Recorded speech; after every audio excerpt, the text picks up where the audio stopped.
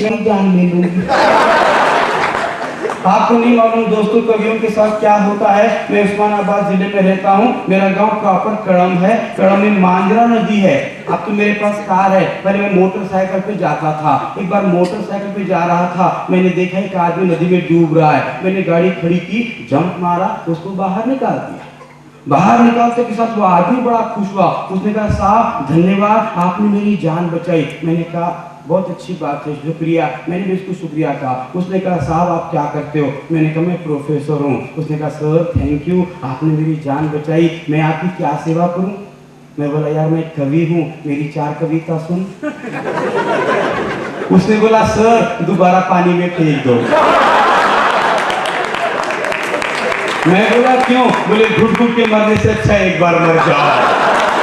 तो लोग बड़े पॉजिटिव थिंकिंग के, अपन भी पॉजिटिव थिंकिंग के। मेरे जैसा पॉजिटिव आदमी दुनिया में कोई नहीं है। आपके आकाशवाणी पूना के अंदर मेरे एक मित्र हैं, उनके साथ एक घटना हो गई। लोग मुझे पूछते हैं सर आप हास्य कविता कैसा लिखते हो? मैंने कहा छोटी बात है। बोले सुनाओ कैसा लिखते हो? तो हुआ यूं कि 2 बजे का समय था, मैं घर में कंप्यूटर पे कविता लिख रहा था। उतने में मुझे फोन आया पूना के, यहाँ पे आकाशवाणी केंद्र के हमारे एक मित्र हैं, उनकी पत्नी 3 साल से कैंसर से पीड़ित थी, उसका देहांत हो गया। तो जैसे ये फोन आ गया मेरे को, उन्होंने बोले हेलो। मैंने कहा बोलिए।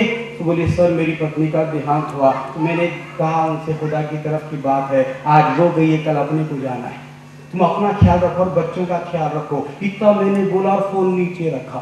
रखते के साथ मुझे हंसी आई। हाथ से कभी कोई भी हंस सकता।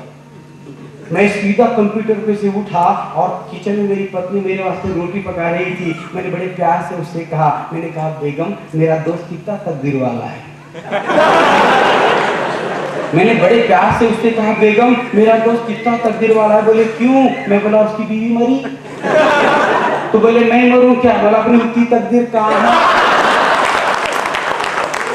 तो बोले मैं अच्छी नहीं हूँ। मैंने कहा डेफिनेट अच्छी नहीं। बोले कैसे क्या?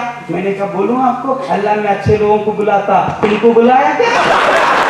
तो पत्नी को बड़ा गुस्सा। पत्नी बोली अगर मैं मर गई तो तुमको 36 साल की बीवी कहाँ से मिलेगी? मैं बोला मरे तो मरे, चिंता मत करो, मैं डेफिनेट 36 साल की लाऊंगा। और 36 की नहीं मिली, 18 की 2 लाऊंगा।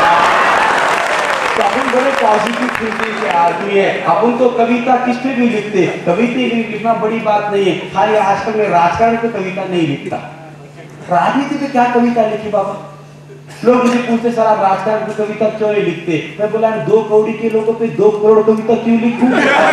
अपन तो खाली एक जोक सुनाते। जोक बड़ा फेमस है। एक औरत ने एक लीडर को शाप दिया।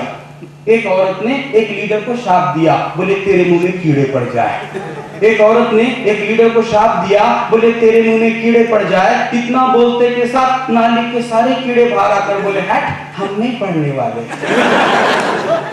जैसे उस औरत ने शाप दिया तेरे मुंह में कीड़े पड़ जाए, इतना बोलते के साथ नाली के सारे कीड़े बाहर कर बोले है हम नहीं पढ़ने वाले, हमारे भी रेपुटेशन का सवाल है।